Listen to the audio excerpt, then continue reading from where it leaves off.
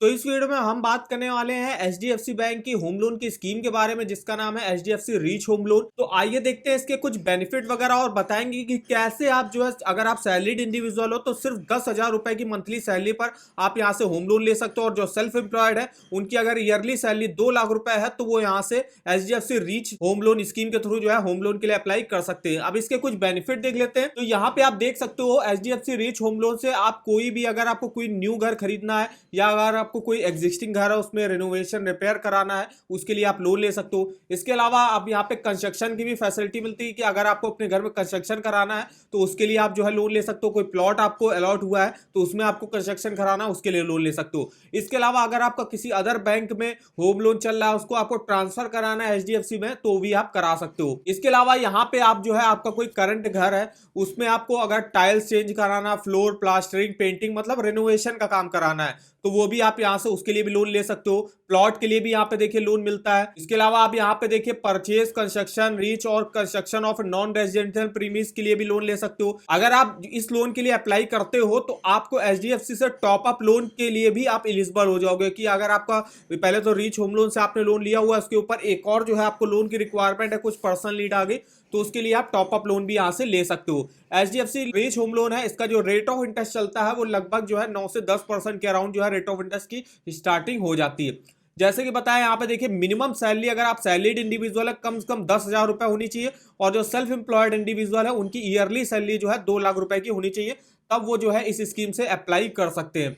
इसके अलावा यहाँ पे 50 लाख रुपए तक का आपको लोन अगेंस्ट प्रॉपर्टी भी जो है प्रोवाइड किया जाता है HDFC reach home loan scheme के थ्रू। बात करें इसके फीस एंड चार्जेस की, तो प्रोसेसिंग फीस इसमें देखिए सैलरीड है तो 2% लगेगी आपके लोन अमाउंट का, सेल्फ एम्प्लॉयड है उसके लिए भी 2% लगती है आपके लोन अमाउंट का। चेक डिसऑनर चार्जेस 200 रुपए लगेंगे। इसके अलावा डिलेड पेमेंट चार्जेस, अगर आप ईएमआई को लेट पेमेंट करते हो तो 24% पर एनम के हिसाब से रेट ऑफ इंटरेस्ट लगता है। इसके अलावा और भी देखिए, लिस्ट ऑफ डॉक्यूमेंट 500 रुपए, फोटोकॉपी ऑफ डॉक्यूमेंट 500 रुपए, पीडीसी स्वैप 200 रुपए, डिसबर्समेंट चेक कैंसिलेशन चार्ज को 200 रुपए है, reappraisal for loan after 6 month of sanction तो 3,000 रुपए लगेंगे सैलरीड के लिए, और 4500 रुपए लगेंगे सेल्फ एम्प्लॉयड इंडिविजुअल के लिए। तो ये देखिए इसके कुछ फीस एंड चार्जेस है जिसको आप यहां से चेकआउट कर सकते हो। अब यहाँ पे 3 टाइप के होम लोन के रेट ऑफ इंटरेस्ट चलते हैं। सबसे पहला है अगर आप जो है फ्लोटिंग रेट ऑफ इंटरेस्ट पर लेते हो home loan. Floating rate of interest ये कि आरबीआई अपनी जो मॉनेटरी पॉलिसी है अगर उसको बढ़ाती है तो होम लोन के रेट ऑफ इंटरेस्ट भी बैंक के बढ़ा देती है, तो वो होता है फ्लोटिंग रेट ऑफ इंटरेस्ट। मान लीजिए आज अभी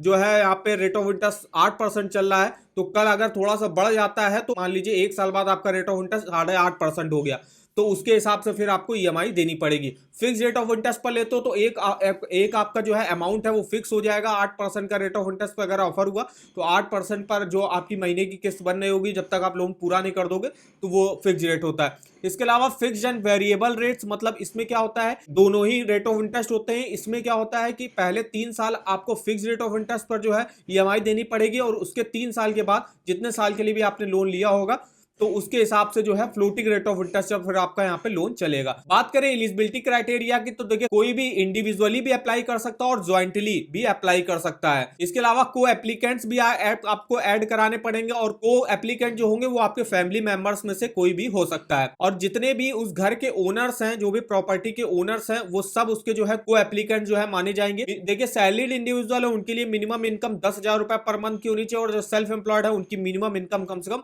2 लाख रुपए की होनी चाहिए।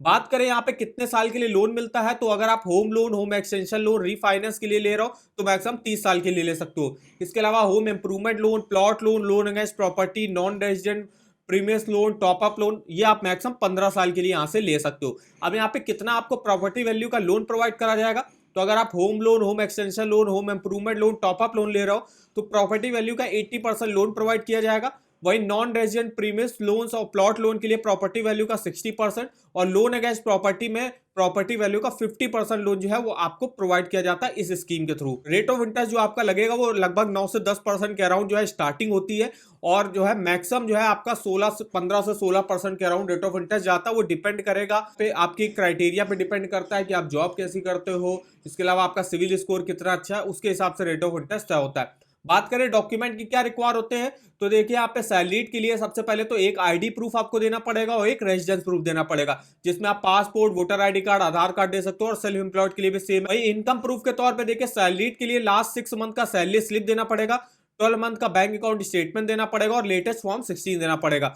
वहीं जो सेल्फ एम्प्लॉयड है उनको 2 ईयर का balance sheet, profit and loss account statement, 1 year का करंट और सेविंग अकाउंट स्टेटमेंट हो गया। इसके अलावा आप बात करते हैं कुछ अदर डॉक्यूमेंट की, तो सैलरी के लिए देखिए एम्प्लॉयमेंट कॉन्ट्रैक्ट हो गया या अपॉइंटमेंट लेटर आप दे सकते हो। 6 मंथ की आपकी स्टेटमेंट आपको दिखाना पड़ेगा जिस अकाउंट में आपकी सैलरी आती होगी।